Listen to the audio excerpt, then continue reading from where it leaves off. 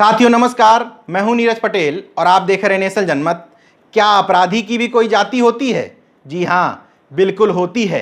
विकास दुबे प्रकरण में जैसे जैसे नाटकीय घटनाक्रम आगे बढ़ रहा है, आपको अभी तक ये समझ में आ गया होगा कि इस देश में विकास दुबे नाम का अपराधी होने के क्या क्या फायदे और क्या क्या नुकसान हैं। 7 दिन से चल रहे नाटकीय घटनाक्रम का आखिरकार आज पटाक्षेप हो गया। सरेंडर था या गिरफ्तारी थी, इस पर लगातार सवाल उठ रहे हैं, क्योंकि विनय दुबे, जिसका बताया जा रहा है कि आखिरी बार हरियाणा के फरीदाबाद में देखा गया था, वो आखिर गूगल मैप पर सर्च करने पर 774 किलोमीटर दूर उज्जैन कैसे पहुंच गया।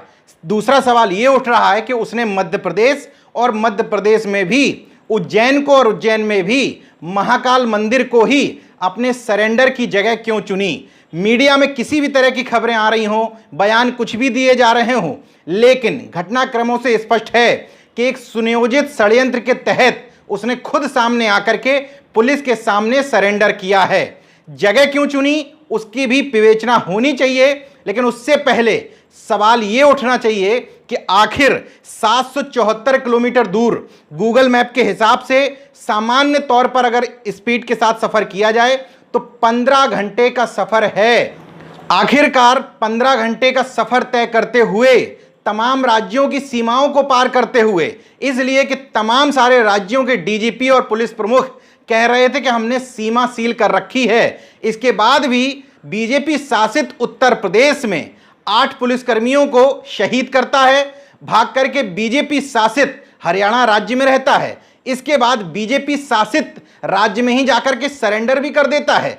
उज्जैन तक पहुंचाने में किसने मदद की, उज्जैन में किसके पास रहा, कौन वहां पर उसकी आंतरिक तौर पर मदद कर रहा था, इन सारे सवालों के जवाब आपको निश्चित तौर पर नहीं मिलेंगे। जैसे पहले पहले जिन लोगों के नाम इसके साथ सामने आते गए, धीरे धीरे उन सारी बातों को समय के साथ भुला दिया जाएगा। एक बड़ा रैकेट है जो एक ब्रह्म मंडली का, उसका खुलासा नहीं हो पाएगा।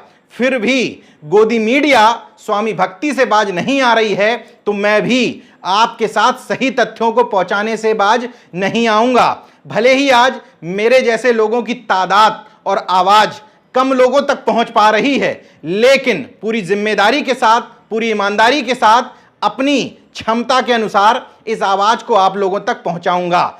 तो पहले सवाल का जवाब तो ये कि उसने मध्य प्रदेश क्यों चुना, क्योंकि मध्य प्रदेश में भारतीय जनता पार्टी की सरकार है और वहां गृह मंत्री नरोत्तम मिश्रा हैं। उज्जैन क्यों चुना? शायद नरोत्तम मिश्रा उसी उज्जैन के प्रभारी मंत्री भी हैं। प्रभारी मंत्री नहीं भी होते तो वो मध्य प्रदेश में एक मजबूत हैसियत और शख्सियत रखते हैं। उनका कानपुर कनेक्शन भी बताने की कोशिश की जा रही है। विपक्षी दल तो बताएंगे ही, लेकिन इसमें झूठ नहीं है कि नरोत्तम मिश्रा को 2017 के उत्तर प्रदेश के विधानसभा चुनाव में कानपुर और बुंदेलखंड क्षेत्र की जिम्मेदारी दी गई थी। राजनीति का तकाजा यह कहता है कि जो व्यक्ति जिस जाति को बिलोंग करता है, उसकी पहली जिम्मेदारी यह होती है कि आपको अपने समाज के लोगों को बड़े तौर पर इस पार्टी से जोड़ना है। क्योंकि काफी सालों से भारतीय जनता पार्टी उत्तर प्रदेश में वनवास झेल रही थी, तो नरोत्तम मिश्रा को जिम्मेदारी दी गई, तो स्वाभाविक तौर पर बुंदेलखंड और कानपुर क्षेत्र में तमाम सारे स्वजाति नेताओं और तथाकथित सामाजिक कार्यकर्ताओं के संपर्क में निश्चित तौर पर आए होंगे। जय वाजपेयी भी एक सामाजिक कार्यकर्ता है। उसका फेसबुक प्रोफाइल अगर आप चेक करेंगे तो वो सामाजिक कार्यकर्ता की हैसियत से चीनी सामानों का बहिष्कार भी करता है और समय समय पर भारतीय जनता पार्टी के लोगों के साथ तो देखा ही जाता है।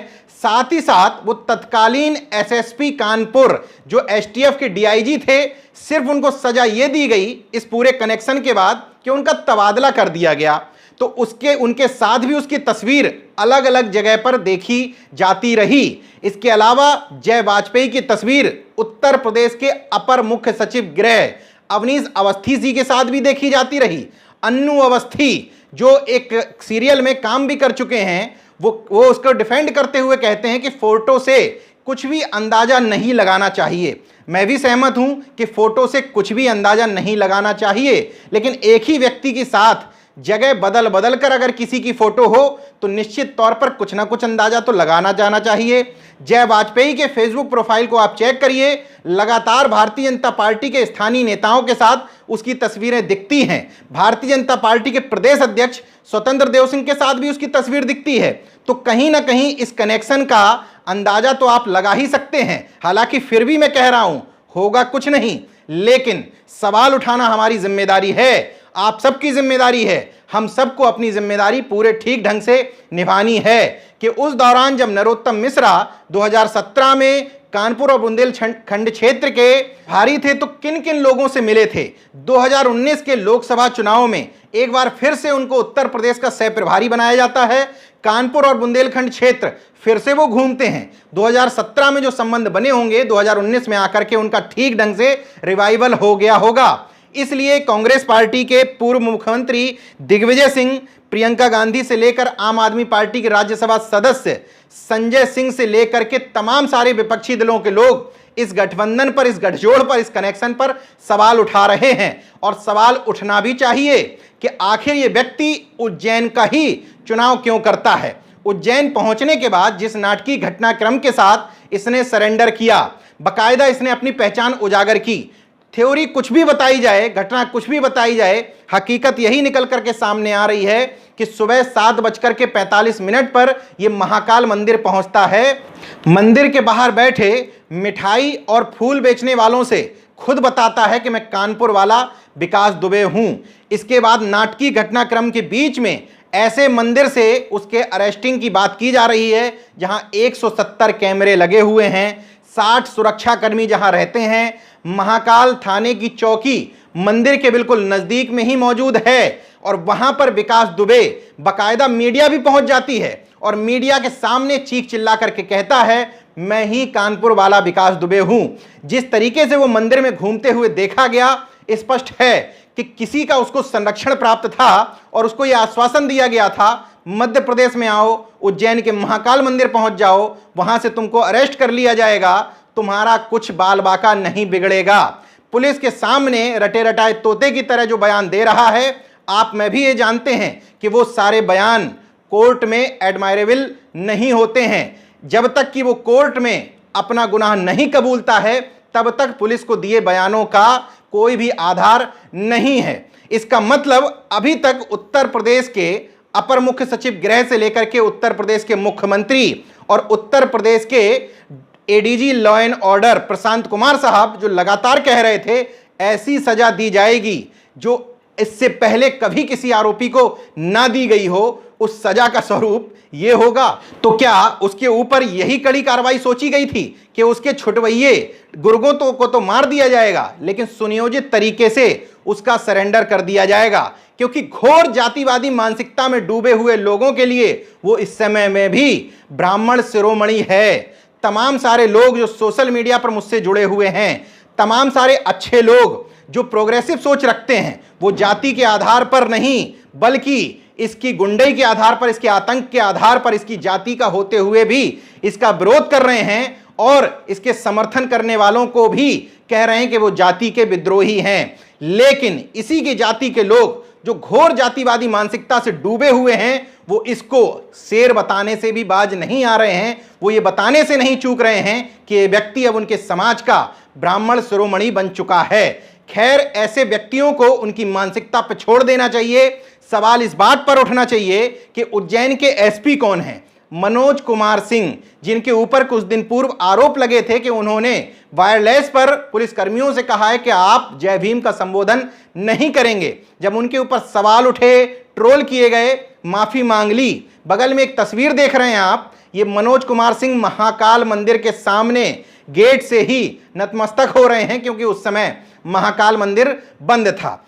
खैर, एसपी मनोज कुमार सिंह की चर्चा इसलिए क्योंकि एक दिन पहले ही इन्होंने महाकाल थाने के इंचार्ज प्रकाश बासकले को हटा करके नीलगंगा थाने में ट्रांसफर कर दिया था और अपने सजातीय थाना अध्यक्ष अरविंद सिंह तोमर को महाकाल थाने में पोस्टिंग कर दी थी। तमाम सारे अन्य लोगों का ट्रांसफर किया था, लेकिन संयोग देखिए घटनाक्रम किस तरीके से जुड़ रहा है कि ट्रांसफर भी किए जाते हैं तो महाकाल थाने के इंचार्ज और इसके अलावा चौकी इंचार्ज को भी बदला जाता है।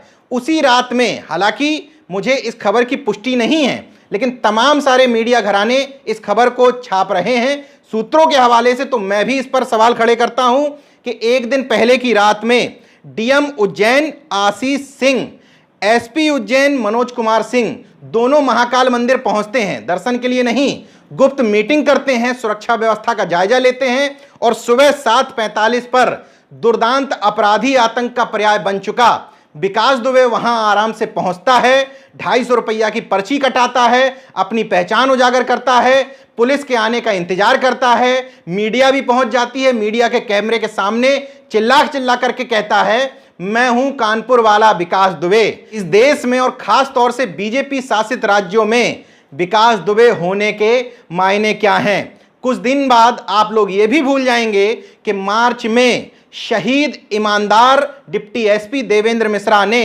तत्कालीन एसएसपी जो डीआईजी एसटीएफ हुआ करते थे, जिनका तबादला कर दिया गया, अनंत देव तिवारी साहब को एक पत्र लिखा था। थाना अध्यक्ष विनय तिवारी और विकास दुबे के संबंधों को लेकर के पत्र लिखा था। आशंका जाहिर की थी कि कोई भी बड़ी वारदात हो सकती है। निश्चित तौर पर उस दिन डिप्टी एसपी देवेंद्र मिश्रा और थाना अध्यक्ष महेश यादव को जो शहीद किया गया, उनके अलावा अन्य 6 पुलिसकर्मियों को भी शहीद किया गया, वो सुनियोजित मर्डर है। क्योंकि देवेंद्र मिश्रा से ये विकास दुबे बहुत ज्यादा नफरत करता था। विनय तिवारी से भी इसकी नहीं बनती थी, क्योंकि विनय तिवारी के खिलाफ भी वो लगातार अनंत देव तिवारी और अन्य पुलिस कप्तानों को कंप्लेंट करते रहते थे। कुछ दिन बाद ये भी बात दबा दी जाएगी। हालांकि दबाने की शुरुआत यहां से की गई कि इस तरह की कोई फाइल वर्तमान में एसएसपी ने खुद आकर के कहा कि उनको नहीं मिल रही है। इसका मतलब शहीद देवेंद्र मिश्रा की बेटी ने जो पत्र उनके मोबाइल से निकाल करके दिया, यह साबित करने की कोशिश की जा रही है कि शहीद की बेटी और खुद शहीद देवेंद्र मिश्रा का वो पत्र झूठा है। चौकी इंचार्ज के शर्मा के क्या कनेक्शन थे, अभी तक इसको भी उजागर करने की कोशिश नहीं की जा रही है। कानून मंत्री ब्रजेश पाठक का तो नाम लेने की हैसियत किसी में ही नहीं है। रिटायर्ड आईएएस और एक वर्तमान आईपीएस जरूर इन लोगों के नाम ले लेकर के ट्वीट कर रहे हैं, लेकिन मीडिया घरानों से लेकर के सत्ता में बैठे हुए लोगों की भी कितनी भी हैसियत है कि वो ब्रजेश पाठक की जांच करवा सकें, उस पर बारे में चर्चा कर सकें। या वो आप अच्छी तरह से जानते हैं, वो गाड़ी जो औरैया में मिली थी जिसमें संघ परिवार लिखा हुआ था और पीछे एक हिंदू संगठन का नाम लिखा हुआ था, वो लखनऊ के किसी अमित कुमार दुबे की थी। कहाँ है वो अमित कुमार दुबे? उस जांच में क्या हुआ? वो गाड़ी किसकी थी? अभी तक आपको पता नहीं चल पाया है। एक विनीत पांडे नाम के शख्स अचानक से अवतरित होते हैं। वो बताते हैं कि जो सरकारी नंबर की गाड़ियां विकास दुबे के लखनऊ वाले घर से बरामद हुई थीं, वो गाड़ियां नीलामी में मुझे मिली थीं और विकास दुबे ने मुझे गन पॉइंट पर वो गाड़ियां छीन ली थीं। तो विनीत पांडे अगर अब ये बात बता रहे हैं, तो जब छीनी गई थी उस समय क्या आपने नज़दीकी थाने में कंप्लेंट की थी? क्या आपने कहीं तहरीर दी थी? क्या आपने किसी को बताने की कोशिश की थी? क्या पुलिस किसी भी व्यक्ति की थ्योरी मान लेती है? जब किसी के यहाँ से कुछ संदिग्ध गाड़ियां, संदिग्ध फोन तक अगर मिलता है, तो ये माना जाता है कि आपने अगर पहले से एफआईआर करवा के रखी गई होगी, तब हम मानेंगे कि ये जो फोन चोरी गया था। उससे पहले नहीं मानेंगे। लेकिन इतने बड़े घटनाक्रम में विनीत पांडे ने आकर के कहा कि मुझसे छीन ली गई, मैं घर गया बार बार लेकिन मुझे भगा दिया जाता था। विनीत पांडे की थ्योरी मान ली गई है। कुल मिलाकर के पूरे घटनाक्रम को घोल करके पी लिया जाएगा। इस देश के लोगों को भूलने की आदत है। धीरे धीरे कुछ दिन तक ये प्रकरण मीडिया में चलेगा। न सरकार पर सवाल उठाए जाएंगे, न मुख्यमंत्री योगी आदित्यनाथ से इस्तीफा मांगा जाएगा, न उत्तर प्रदेश के डीजीपी एससी अवस्थी से इस्तीफा मांगा जाएगा, न ही प्रमुख सचिव गृह अवनीश अवस्थी से इस्तीफा मांगा जाएगा, न ही कानपुर के वर्तमान एसएसपी से इस्तीफा मांगा जाएगा। मतलब इस पूरे खेल में नरोत्तम मिश्रा से लेकर के ब्रजेश पाठक या जिसका भी अभी तक नाम आया है संदेह के घेरे में, जो भी आया है, बिगड़ना उसका कुछ नहीं है। लेकिन हमारी जो जिम्मेदारी है आप लोगों तक जानकारी पहुंचना, वो पूरी शिद्दत के साथ पहुंचाते रहेंगे। नरोत्तम मिश्रा चूंकि जिस पार्टी से आते हैं उनका एजेंडा फिक्स है। जैसे ही आप सवाल उठाएंगे उसको सीधे सीधे देश की राष्ट्रीयता से जोड़ने की कोशिश की जाएगी।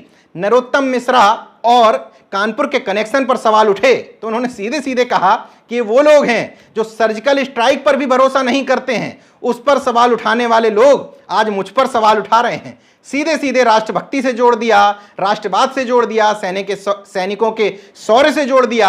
आप लोग बेवकूफ बनते चले आ रहे हैं, आगे भी बनेंगे, लेकिन मेरी जो जिम्मेदारी है मैं उसको ठीक ढंग से निभाऊंगा। इस वीडियो को आपके सामने लाने का सिर्फ यही मकसद था कि समझ लीजिए, इस देश में अपराध की भी जाति होती है, अपराधी की भी होती है, गृह मंत्री की भी होती है, मुख्यमंत्री की भी होती है, डीजीपी की भी होती है, कोर्ट न्यायालय सबकी जाति होती है। और इस देश में विकास दुबे जैसे आतंकी होने के मायने क्या हैं वो भी आपने इस पूरे घटनाक्रम में समझ लिया। जितना नहीं समझ पाए हैं वो आगे आने वाले घटनाक्रम में भी आप देख लेंगे। देखते रहिए नेशन जनमत, जागरूक और सजग बने रहिए। जय विज्ञान, जय संविधान, जय लोकतंत्र। अगर आपने मेरा YouTube चैनल सब्सक्राइब नहीं किया तो प्लीज़ सब्सक्राइब कर लें और उस बेल आइकन पर जरूर क्लिक करें, जिससे जो मेरे न्यू वीडियो